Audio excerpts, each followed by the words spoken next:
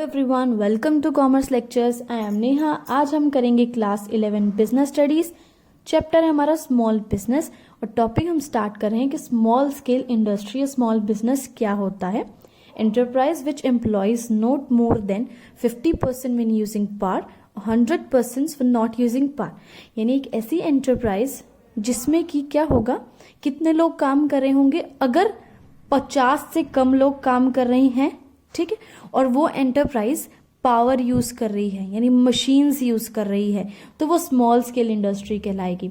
या फिर कोई ऐसी एंटरप्राइज जिसमें 100 से कम लोग काम कर रहे हैं, ठीक है, और वो मशीन्स का यूज नहीं कर रही है, पावर का यूज नहीं कर रही है, सिर्फ लेबर्स उसमें लगे हुए हैं, तो भी वो स्मॉल स्केल इंडस्ट्री कहलाएगी। और साथ में एक कंडीशन है, उसके कैपिटल एसेट्स यानी जो उसने पैसा इन्वेस्ट कर रखा है वो सिर्फ और सिर्फ 5 लाख रुपए तक का होना चाहिए, इससे ज्यादा नहीं होना चाहिए। तो गाइज ये तो बहुत पुरानी डेफिनेशन थी, अभी जो नई डेफिनेशन आई है इसकी वो देखते हैं।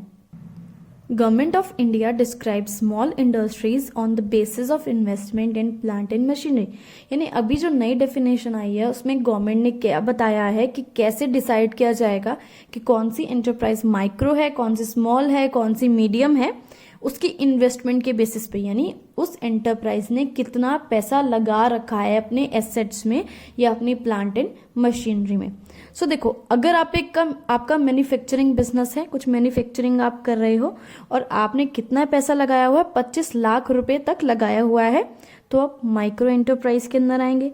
लेकिन अगर आप सर्विस प्रोवाइड करते हैं और आपने 10 लाख रुपए तक अपने कंपनी में एंटरप्राइज में लगा रखे हैं, तो आप माइक्रो एंटरप्राइज के अंदर आएंगे। नेक्स्ट देखते हैं, अगर आपका मैन्युफैक्चरिंग बिजनेस है और आपने बिजनेस में 25 लाख से ज्यादा बट 5 करोड़ से कम पैसे लगाए हैं, तो आप स्मॉल एंटरप्राइज में आएंगे।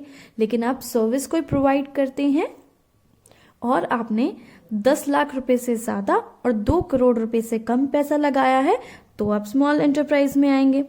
अगर आपका मैन्युफैक्चरिंग बिजनेस है और आपने 5 करोड़ से ज्यादा पैसा लगाया है लेकिन 10 करोड़ से कम लगाया है, तो आप मीडियम एंटरप्राइज के अंदर आएंगे। लेकिन अगर आप सर्विसेज प्रोवाइड करते हैं और आपने 2 करोड़ से ज्यादा और 5 करोड़ से कम पैसा इन्वेस्ट कर रखा है, तब जाके आएंगे आप मीडियम एंटरप्राइजेस में।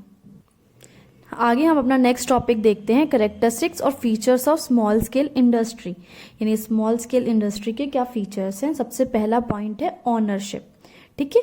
जो स्मॉल बिजनेस होते हैं generally owned by single entrepreneur और पार्टनरशिप, यानी इनके जो ओनर्स होते हैं वो ज्यादातर क्या होते हैं, सिंगल एंटरप्रेन्योर से मतलब सोल प्रोप्राइटरशिप बिजनेस होता है, या फिर 2-3 पार्टनर्स मिलकर इस बिजनेस को मैनेज करते हैं। ये बहुत छोटा होता है, छोटे स्केल पर होता है, इसलिए ये सोल प्रोप्राइटर या पार्टनरशिप के फॉर्म में होता है।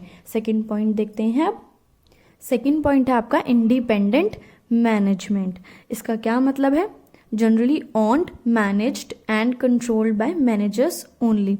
यानी जो लोग इनके ओनर्स होते हैं वही सब कुछ ऑन, यानी सभी उनका बिजनेस होता है, मैनेज भी वही करते हैं और कंट्रोल भी वही करते हैं जो ओनर्स होते हैं। Owners actively participates in day to day activities. यानी जो ओनर्स होते हैं उनका छोटा सा जो बिजनेस होता है उसमें डे टू डे हर एक एक्टिविटी में वो इन्वॉल्व होते हैं, पार्टिसिपेट करते हैं, सारा काम एम्प्लॉयज पे नहीं छोड़ देते, वो खुद ही हिस्सा लेते हैं हर एक चीज में। थर्ड पॉइंट है लेबर इंटेंसिव।